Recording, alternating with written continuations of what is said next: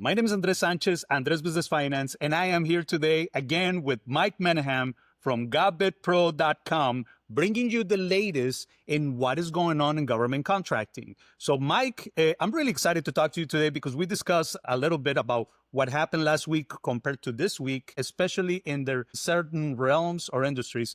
But Mike, how are you today? How's the weather out there, by the way, in Florida? Yes, I'm in Bradenton, which is near Sarasota. We have some lightning. Hurricane season just started, so it is what it is. You know, we're keeping an eye on government's doing and the growth areas in terms of the cuts that were made. We're not really focused on that. What we're working on is saying, okay, where is government spending? And the areas are cybersecurity and the artificial intelligence, as you may know, and the audience certainly knows. And you certainly know, Andres, that's a growth area. And so we're going to start to see a lot more in the data centers growth and the construction of data centers in areas where there's not a lot of precipitation, desert states like New Mexico and Arizona. So just kind of a bullet point there that we're going to see some movement in the data center growth area. Absolutely. I completely agree with you. Look, everybody asks me all the time, and I was talking actually to a friend of mine. His son, he is a nuclear engineer. All right. So he went to school for nuclear engineer. And I said, okay, so why did he took interest in that? Well, because he knows that the energy that it needs to be produced now in the world, this is not just a problem with the United States, but in the world, the demand for energy is huge. So the nuclear energy sector is probably going to grow not only here in the United States, of course. You know, with our economy, we're going to have great demands on energy. But that opens basically a question. And that question in particular is, how are we going to fulfill all of those needs for energy? So I know that we were discussing about what trades is the government looking for to fulfill government contract needs. So, Mike, you just mentioned data centers. So tell me a little bit about why do you think that certain trades are going to be in high demand in the next years due to this? Yeah, sure. So these data centers have to be built, whether it's being built by Facebook or Google or some of these other big IT companies or the government themselves for the service of, whether it's, let's say, it's a data center for example, for patient record keeping. Right, so they need this data center for all the patients that are in this VA hospital. So the trades that are involved, we're going to need to build from the ground up these brand new data centers. They're not going to. It's actually more affordable to build brand new than it is to take something that's existing and refurbish it, a refurbished building. So they're going to take a piece of land. And then concrete is going to be a big thing, roofing, walls, windows, HVAC, boilers, plumbing, just to name a few of the trades that are involved. And then you're talking about not just the construction of the data center, but also the management of the data center by the IT people, right? Managing the data center, then the surveillance of it. Then you have the facility management, which includes the janitorial service. And we're talking even paper products in the restrooms or the lunchroom, where people have to eat, and the refrigeration and the electricity and the lighting. All this stuff has to be planned out, and the government builds to spec. So we have clients that they don't want to deal with this. They're tradespeople. That's their thing, whether it's roofing or windows or floors or what have you. They want us to take care of the B2G piece, which is the NICS code, the North American Industry Code Standard. We'll take care of that. The registration for a cage code on SAM.gov, we'll take care of that. That's what we offer, the complimentary consultation, to get these trades folks on the Google Meet call just like this and say, what is it that you need? And I know we're going to talk about it a little bit later, but I want to touch on it, is the cash flow piece, where you're not going to have a non-payment. If you do your job and you cross the T's and dot the I's, the government will pay you. I've been doing this almost 20 years. If we did the job right, they always paid.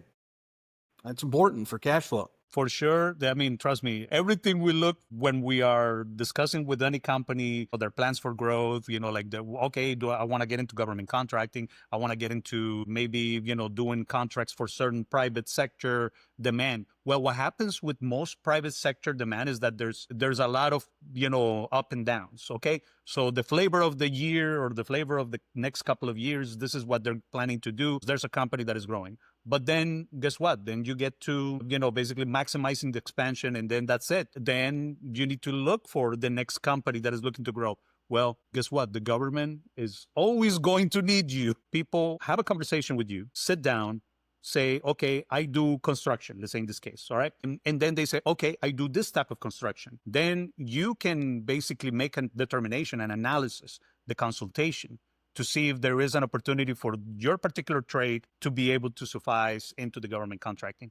That's why I think it's very important. I think we mentioned this before, but I wanted to tie it in with our discussion. One of the things that we look for when we're talking to companies is you really part of the industry that is needed to support the government facilities, let's say in this case, all right? So you mentioned the VA, okay? So if the VA is going to need data centers to be able to store patients' records, management, the demand for energy, guess what? All of that needs to either be built or maintained because that's needed.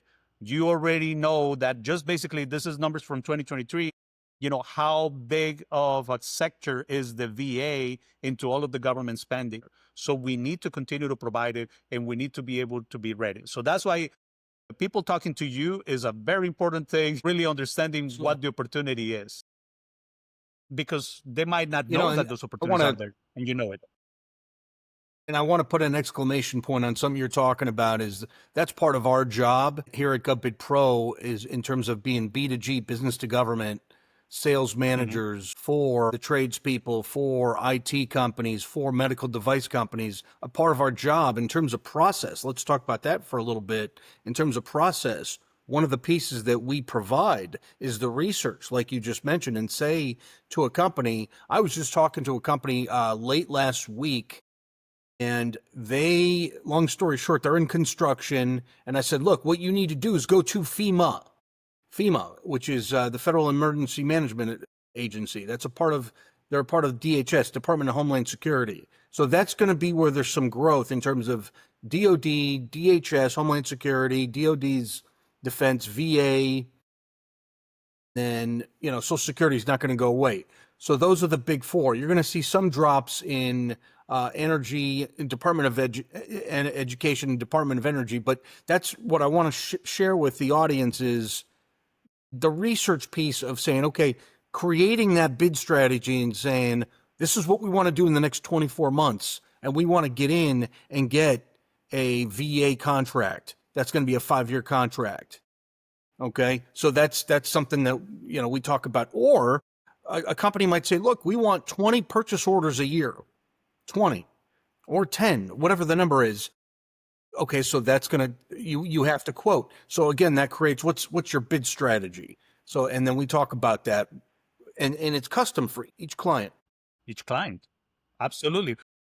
Yeah. Walk us through these steps, because that's the thing that most people don't even know where to look for. But that's why basically, this visual tells us what your job is to do and to help small businesses. So walk us through the process. How long will it take basically for you to do a consultation? Yeah, sure. So the consultation's about 15 to 20 minutes at most. I'm not going to keep you on. I want to get to know your business. I want to get to know your past performance. I want to get to know your goals. Those are really the three. I want to know who you are, what you're about, what's your past performance. Are you a brand new company? Are you a startup? Have you had a lot of past performance in terms of maybe you built, like you and I, Andres, offline, we talked about that concrete company that did the Applebee's, and they're going to build, they're only going to build so many Applebee's, right? So, and then what are your goals? Do you want to be 50% B2B and 50% B2G? And then you want to talk about, okay, do you want to do federal or do you want to do SLED, state and local education? Do you want to do, I have a company that sells software. It's perfect for airports. Somebody thought about this and said, this is for airports. Airports are managed by the transportation authorities, but they do get federal funds. So that's where the tradespeople also come in. Our company, it's bring your own device type of software. I said, this is perfect for airports. How many hundreds of airports do we have in this country? So back to the process piece is we do the research and the bid strategy, then we do the bid capture. That's a time saver. We go into sam.gov and look for the bids. We go into GSA eBuy and look for the bids, send you the bids. You, the client, are going to look and say, I want to do this one. I don't want to do this one. I do want to do this one. Then we create an Excel sheet, almost like a Google Sheets, and say, in our CRM, this is the bids we're going to put. We're going to create the proposal. That's what you're hiring us to do. And then we would submit, or you would submit. Most of the time it's electronic. On the back end, after you win, that's called post-award. On the back end is the post-award contract management, which we'll get into. But for us, it's very simple. And we try to keep it simple. Find the bid, process the bid, send the proposal, the quote in, submit, find, process, send. All that stuff takes time, and it takes experience to look at the right bids. So you can do your business. We can do, we have a saying here at GovBidPro, our business is government. So there you go. And the other thing that I want to talk about too, just to throw this in, Andreas, is the clients have to be prepared. So they have to have their website, make sure to have a domain name, not a Gmail email address, your phone number, your LLC incorporation, all that stuff set up. Then we can when we have that, we can go get what's called a CAGE code, CAGE, commercial and government entity. Once we have that, we can go to the government and say, here's our capability statement. And we have templates to create quotes and proposals. So it builds on itself. You start off with the phone number. You could go get a Google office number, not just a cell phone number. Get a real email address with your name at yourcompany.com. Get your CAGE code, UEI number. Get all your registrations. And by the way, each state has its own registration. So that takes time. I have a client right now that's in Arizona that we are registering them in Texas and Florida and the Carolinas, both Carolinas and Tennessee and Georgia. So that's taking time. And so we're saving them time by doing it for them. Well, and not only that, look, this is the way I see it. We discuss with many field experts on different things, okay? We talk to engineers that are in the construction sector that understand, let's say in this case for a company, what's called cost segregation. Well, they're expert fields, and that's a field of expertise. Your field of expertise, Mike, is into understanding the government appetite for contracting and what are the requirements and how to be effective into winning those bids according to each unique situation and profile of the business, of the client, right? Because there is an element of, we can talk about broad, let's say, industries, but in the end, each industry in particular is going to have certain elements of success, and failure, basically what is called the ingredients. Walk us through, I'm going to share basically the screen. So walk us through how, let's say the construction sector. How does it work for the construction sector to get into government contracting? If you're already a construction company and you already provide the services for the private sector, government contracting is going to be demanding a lot in this sector. So please walk us through that. Yeah, absolutely. That's a great point. Is there might be a purchase order out there. There might be a contract out there that's good for, say, a 1 or 2 person operation. But then you've got whole contracts that are for general contractors. So what's going to happen is the government's going to put an RFQ or RFP out on a website like sam.gov. It depends on the brevity of the project.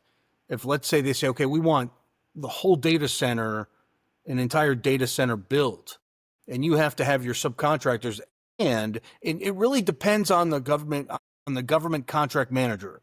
So our counterpart on the other side, that's really the key to it. And what's called the FAR, Federal Acquisition Regulation, what regulation are attached to the contract? You can't do things that are flimsy, that's for sure. But what you can do, so some contract managers are by the book. You got to cross the T's, dot all the I's. They're going to put an RFP out. And that RFP is going to be this PDF that's on sam.gov in a particular bid. Okay, we are going to go find this thing under a specific NICS code, North America Industry Code Standard. That's what we do. We have to deal with that. the audience, the tradespeople, they don't have to deal with that. We're going to take a look at this PDF. This PDF will include, to answer your question in terms of process, it will include a sample contract. It'll include the specification of the data center they want built, where they want it built, when they want it built, when do you have to, when they need to have the certificate of occupancy, when they have to be operational. Do they want a management company to own the data center and they'll lease it? The government will lease it from the property managers. So there's that piece. So the construction company's going to have to deal with that too. Or, hey, they're going to say, look, no, the government's going to buy the data center and the government's going to own it. Where we're seeing some movement in that area right now, just to let the audience know that this Trump-Vance administration wants to sell by auction commercial property. So I don't think they want to buy more, is what I'm saying. If they want to build new data centers, they want us, the private sector, to own the data centers, and they'll lease it from us. That's an opportunity. They'll lease it from us, these warehouses, these data centers, for the next 20 years. Good point, Mike, because look, we're going through a reevaluation of asset allocation on the government as well. So we're looking at what we have and we're looking at saying, okay, what is the use? What is the utility of what we have? What is it being used for? And if we need to change our utility allocation, well, for the greater good of the country, that's what we're going to do, right? I mean, that's the way I see it.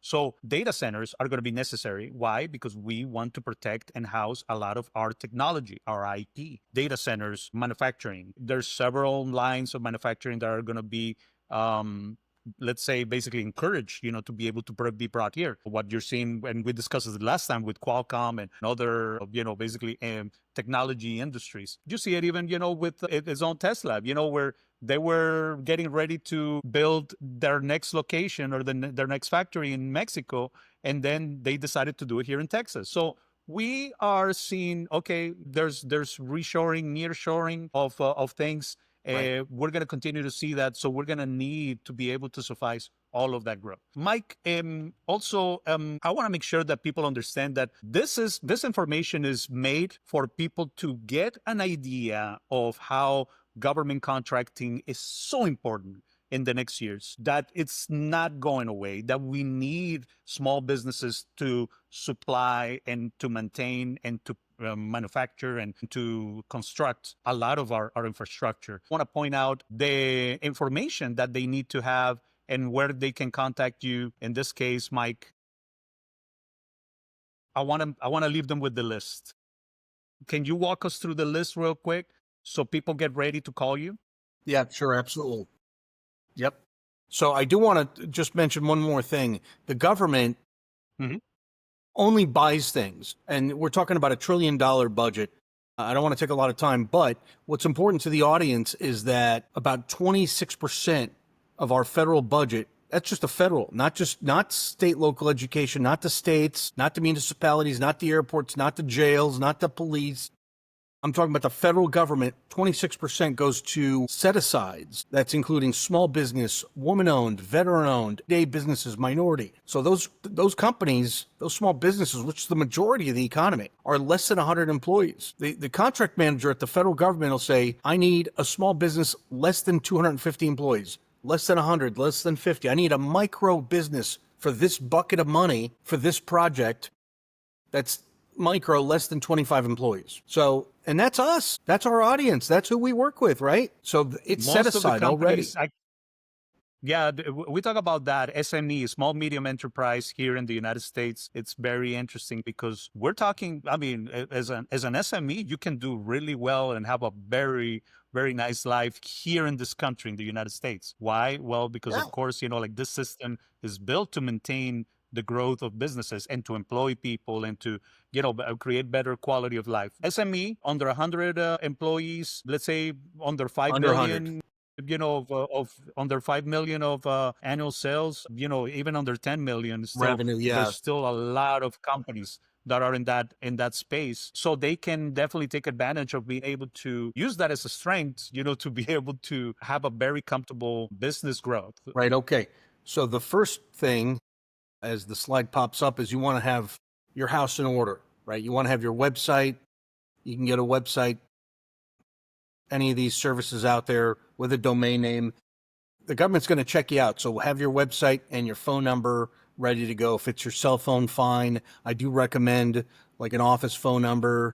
It doesn't have to be a landline. It could be a Google number. That way it's not your personal line. Okay. You want a professional email address. You do not want to be mike@gmail.com. Leave that for the personal stuff. You want to have a mike@govbidpro.com. And it's easy to do that because you'll have a domain name from your website and you just connect that to the Google email and just you'll point that. So mike@govbidpro.com is really a Gmail, but the domain name is pointing to it, and that does it on the back end. Google has that special sauce, right? You want to clean up your social media. Number 4, you want to clean up definitely LinkedIn. The government's definitely operating more on LinkedIn. They're checking things out. Make sure to add a few things, recommendations, ask for recommendations, be involved in LinkedIn. That's a good professional social media site.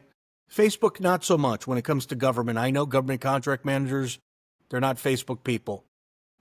Your corporate structure, pivoting on that. You want to have your LLC, incorporation, your partnerships. You want to have that all set up. When you have all that set up, and by the way, you want your business banking also to be ready to go. You want to go into your local bank, have a relationship with your local banker, and have that business bank, because when you go to get that cage code, the registration number 7, registration in SAM.gov for a cage code and UEI number, guess what they're going to ask for? Number 1 through 6, excuse me. Right? They're going to ask for your business checking account. They're going to want your social media links. They're going to want your email and website and phone number and partners and their phone numbers. They're going to look back. What they're looking for when you register with the government, they're looking to see that you're not in North Korea, China, Russia, Syria, some of these other countries like Yemen. Libya is another one. They want to see that you are a company, that you have a UPS store address. Even if you're a small company, you have a UPS, you have an address in the United States. You have a driver's license in New York, Florida, Texas. You're an American. You pay taxes in America. You don't have any back child support. You don't have any back taxes, that kind of thing. And then the last piece is certifications. You want to go to the SBA, SBA.gov, and we can walk you through this, how to get you to become a woman-owned. There's a questionnaires. We can walk you through it. The veteran-owned piece, the answer's in the pudding, right? You have to go to the VA for that. The VA has to talk to the GSA, which is not easy because the left hand doesn't know what the right hand's doing sometimes in government. So the VA has to tell Hopefully it gets better, my friend. the SAM.gov people, right? The VA has to tell the SAM.gov people that you're a veteran. Great. Now there's veteran-owned and there's service-disabled veteran-owned. So there's 2 veteran-owned things. 8A is minority status, and hub zone is historically underutilized business zones. Those are very rampant up in the Northeast, like Buffalo and Cleveland and Detroit, but they do have them elsewhere. The states have them as well. Those are nice to have. The government wants new business growth in these hub zones, so let's say, hey, let's put companies in these zones where there used to be chemical plants or steel mills. Now the business people show up, they need services from there. And there's growth where there used to be a dilapidated steel mill that's closed. So that's a positive. But we could walk you through all that in terms of registration. We could walk a client through that and get them all prepared. And we in fact, have a package. That's a 3-month package. It takes a couple weeks to get registered. Right off the bat, the first 3 weeks is all this registration stuff. And people can go to our website. They could email me at mike@govbidpro.com. They go to our website, govbidpro.com, govbidpro.com. We've been in business 10 years. I've been doing this 20. Just to give a quick note, I was a sales manager and general manager of a MSP, managed service provider that dealt with physical security, surveillance cameras, did between 150 and 200 bids a year. And then we did the installation too. So I know installers and dealing with that, installed surveillance cameras. From the 200 bids, we landed on average about 30 purchase orders a year. So it is a volume game. You are competing. Okay, you are competing. But I will say this. It's a long game. It's a marathon. Working with government, it's a long-term thing. It's not an overnight. Be prepared to work with the government for the next 24 to 36 months with us. And I think it's great. And you know this. Number one, they always pay, and the government's not going anywhere. No, not at all. Actually, one of the things I've seen, and we talk about this, even on the VA side, you have home care agencies, actually, and assisted living facilities, this sector basically, has been very stable, a lot of growth. They never have problems. Their VA payments come in. This is just basically for what I've seen, with clients. And the government needs us. It needs us as small business owners. So if you are a small business owner in any of the industries that we've discussed, please call Mike. Please, have a sit down, talk. You don't know where to start? No problem. Like Mike has all of the expertise, already doing this for over 20 years. First in the private sector, and then with a company, and then doing it with his own company. So you're getting a wealth of knowledge with Mike. We want to keep it short today, but I want to thank you for all of this information. We're going to get together again next week, and we're going to talk maybe about other industries, other sectors that the government needs. And feel free to ask any questions about, I want to know about this particular question on government contracting. I want to get more information. Feel free to reach out to us, or feel free to reach out to Mike. I really appreciate your knowledge. Thank you for this. And let's help small businesses and expand and continue to help the government sufficing all of their needs for goods and services. Okay? Yeah, absolutely. We're here to help people. Share the information with a complimentary consultation. Give us a call. We're here to help people. That's what we've been doing for the last 10 years. It's been great to help people all over the country. I look forward to our next week conversation, Andres, and we look forward to talking to the folks that are watching the webinar and the podcast. Thank you. Absolutely. Looking forward to it. Thank you, Mike. And I will see you in the next podcast.